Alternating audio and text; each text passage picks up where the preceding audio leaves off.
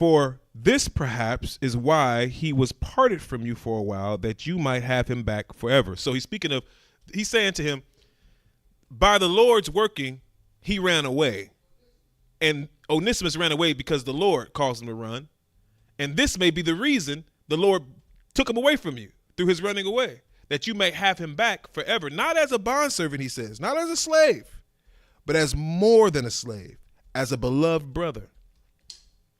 The Lord took him from you.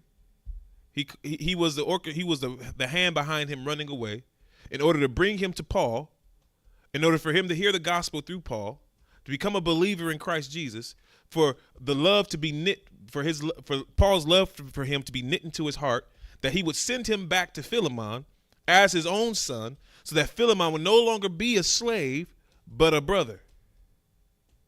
And so through this, that Paul can write this letter showing us the love of God, the love a Christian should have one for another, the love that God has for us, that it should be displayed in this letter so that we can read it and talk about love as we're talking about it. All of it orchestrated by God. And Paul is recognizing this and saying, perhaps this is the reason. Perhaps this is the reason why he left. Because Paul understands that God is in control of all things. He understands nothing's coincidence or accident. He already gets that. He already understands that. He's the one who's even said it's God who works all things after the counsel of his own will. God works it. So God is also at work even in this. He was at work with Onesimus running away. And now he's also at work in me writing to you to urge you to take Onesimus back. But not again as a slave, but as more than that, as a brother. He says, especially to me, but how much more to you, both in the flesh and in the Lord. So he's saying he's going to come back as a brother.